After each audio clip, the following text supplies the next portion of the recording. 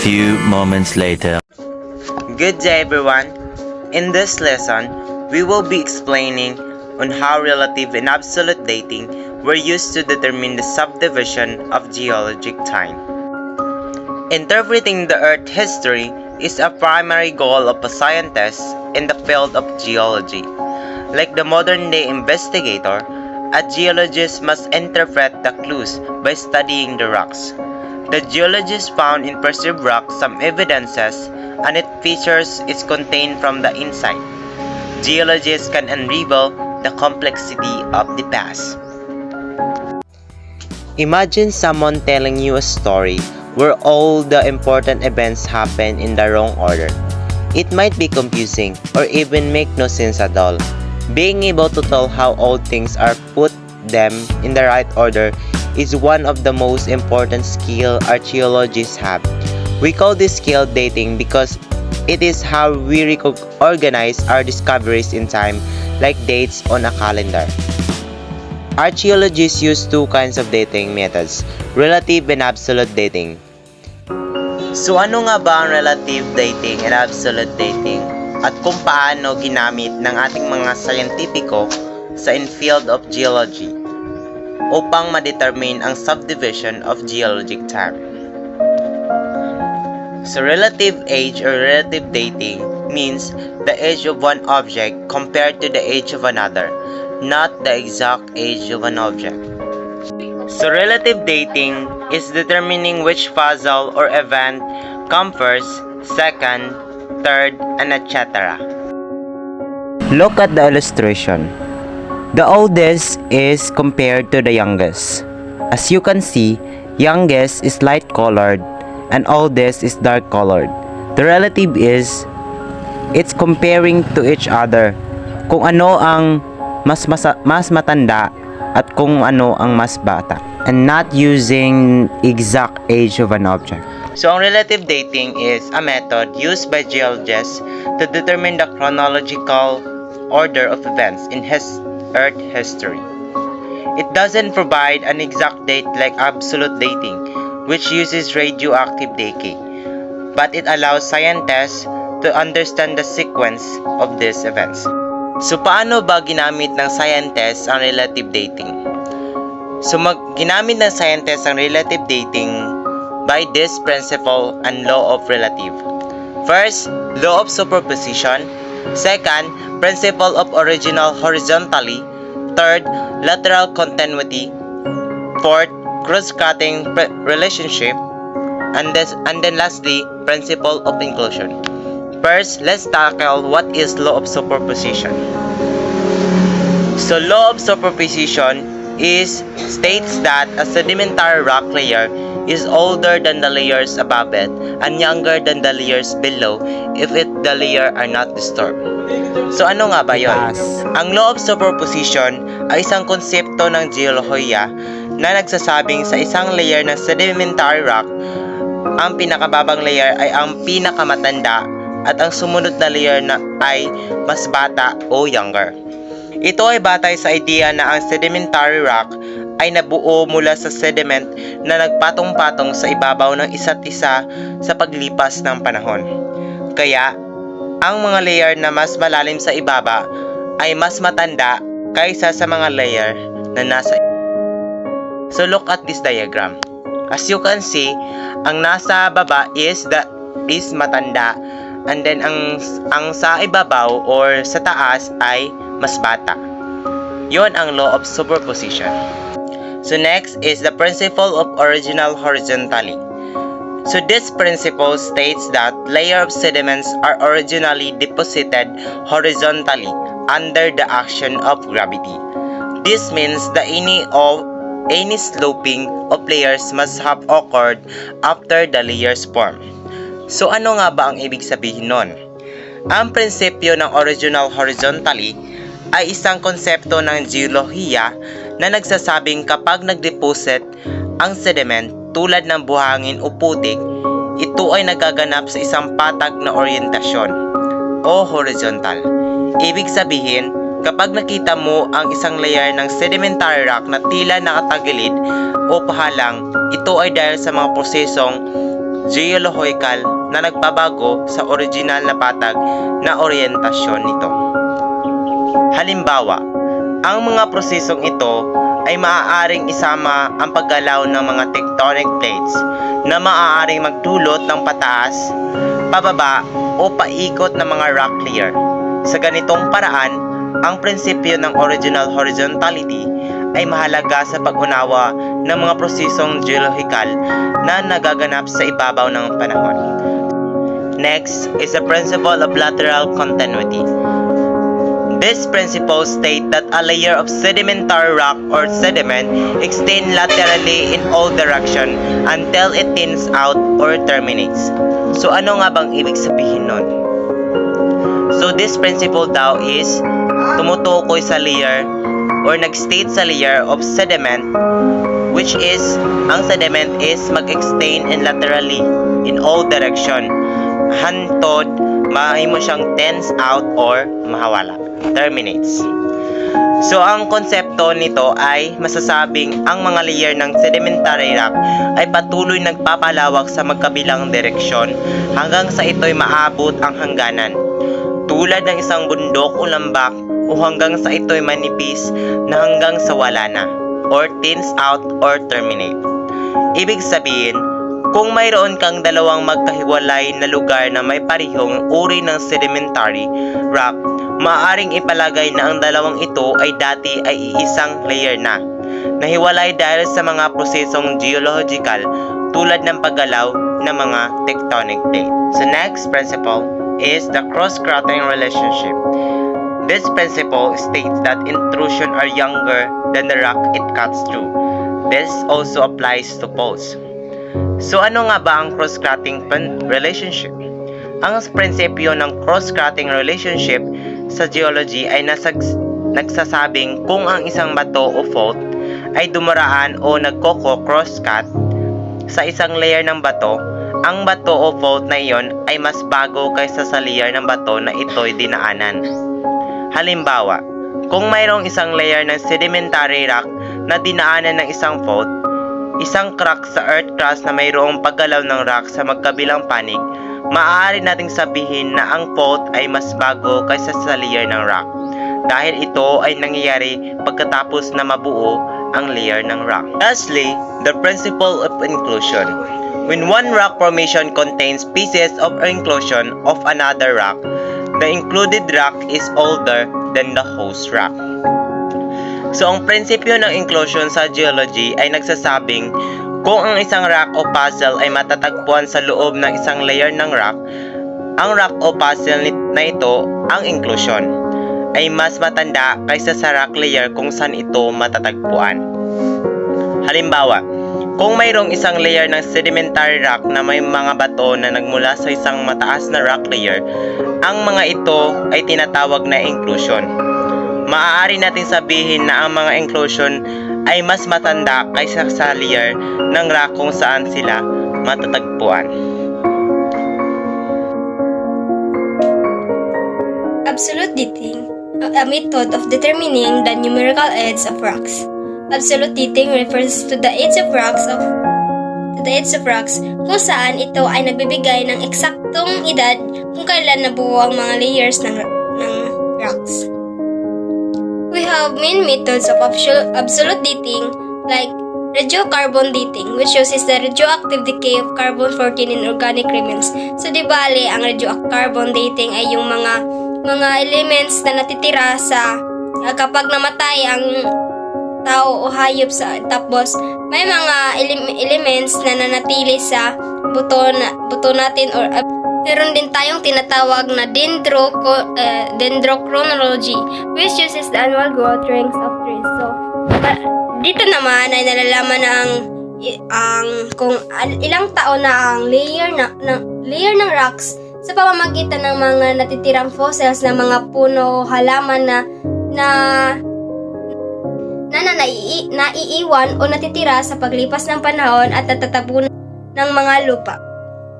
Meron ding thermoluminescent, which measures the trapped electrons in ceramics or materials. Pang-apat ay potassium argon dating, which uses the radioactive decay potassium and panglima ay amino acid dating, which compares the resmination of amino acids in organic matter.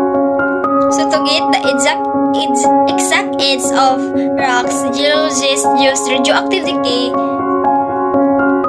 So to give you idea of what is radioactive decay, it is happens when unstable isotopes or elements decompose spontaneously.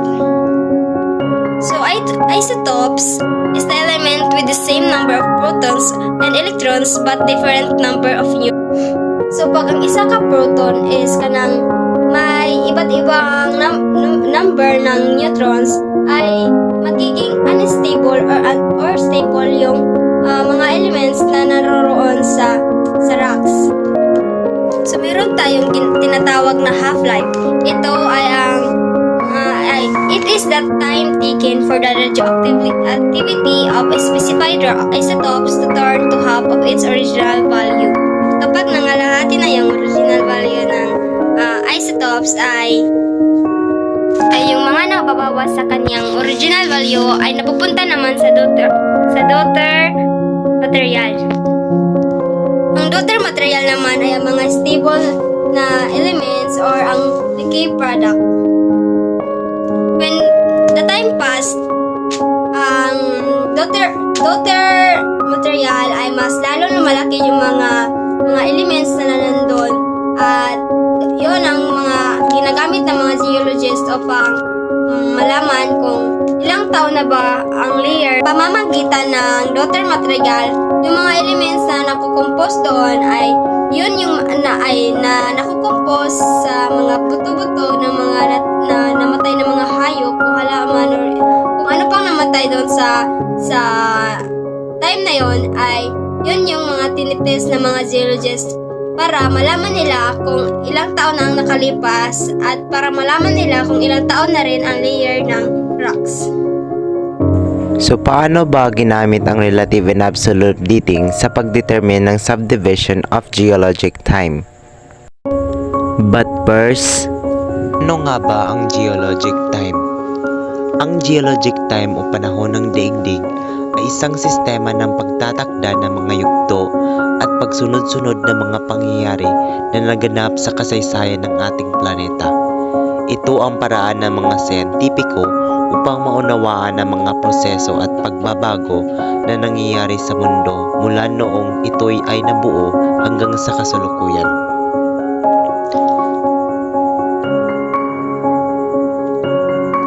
Ang geologic time ay nahahati sa malalaking yugto na tinatawag na era, at bawat era ay nahahati rin sa mas maliit na panahon na tinatawag na period. Ang pinakamaliit na yugto ay ang epoch. Sa kasalukuyan, mayroong tatlong pangunahing era: Paleozoic, Mesozoic at Cenozoic. Ang bawat yugto ng geologic time nagkaroon ng malalaking pangyayari tulad ng paglitaw at pagkawala ng mga espesye, pagbabago ng mga klima, paggalaw ng mga kontinente at iba pa. Ang mga puzzle, rock layers at iba pang ebidensya sa kalupaan at karagatan ay ginagamit upang matukoy ang mga pangyayaring ito at maunawaan ang kasaysayan ng daigdig. Ang pag-aaral ng geologic time ay mahalaga sa maraming larangan tulad ng paleontolohiya, stratigraphy at geohistory. Ito rin ay nagbibigay ng impormasyon sa mga siyentipiko tungkol sa mga proseso ng ebolusyon at kalagahan ng pag-aalaga sa kalikasan. Sa pangkalahatan, ang geologic time ay nagpapakita ng tagal at kasalukuyang estado ng daigdig. Ito ay isang mahalagang tuol na ginagamit upang maunawaan ang mga proseso at mga pangyayari sa kasaysayan ng mundo at makatulong sa pag-unawa at pagtatasa ng mga epekto. Scientists use relative to divide Earth past several chunks of time when similar organisms were on Earth. Later, scientists use absolute dating to determine the actual number of years ago that events happens.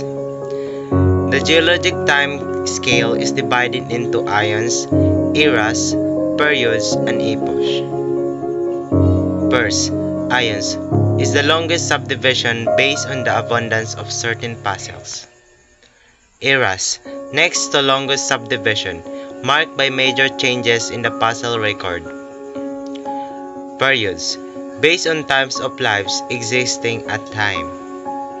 And then lastly, shortest subdivision, marked by differences in life forms and can vary from continent to continent.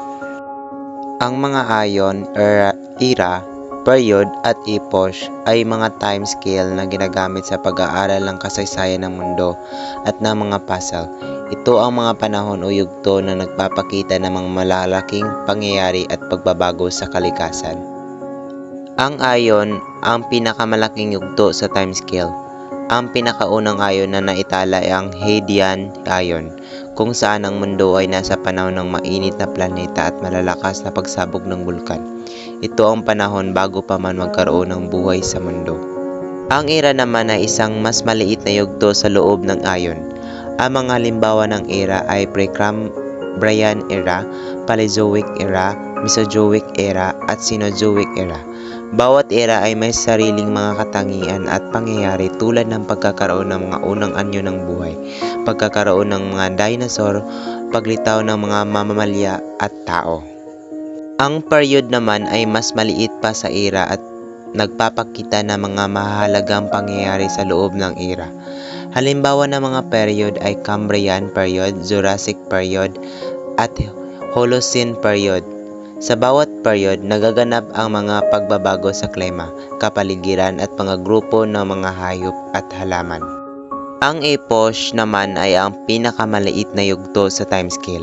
Ito ang nagpapakita ng mga detalyadong pagbabago ng loob ng isang period. Halimbawa ng mga epoch ay Pleistocene epoch at Holocene epoch. Ito ang mga yugto kung saan nagkakaroon ng malalim na pagbabago sa klima at ekolohiya, pati na rin ang paglitaw ng modernong tao. Sa pamamagitan ng paggamit ng mga timescale na ito, maaari nating masuri at maisayayos ang mga pangyayari sa kasaysayan ng mundo at makakatulong sa atin na maunawaan ang pagunlad ng buhay at kalikasan sa loob ng libu-libong taon. To sum up the lesson, relative dating does not offer specific dates. It simply allows to determine if one artifact, puzzle, or stratigraphic layer is older than another. Relative dating is used to determine a puzzle approximate age by comparing it to similar rocks and puzzle of known ages. And then ang absolute dating is a method provide more specific origin dates and time ranges such as an age range in years. And also, it used to determine a precise age of a puzzle by using radiometric dating to measure the decay of isotopes, either within a puzzle or more often the rock associated with it. Used to determine a precise age of a puzzle by using radiometric dating to measure the decay of isotopes, either within a puzzle or more often the rock associated with it. Ang relative at absolute dating ay mahalaga mga pamamaraan sa pagtukoy ng subdivision ng geologic time. Ang relative dating ay gumagamit ng mga prinsipyo ng stratigraphy upang maipatong ang mga rock layer at puzzle sa tamang chronologic sequence.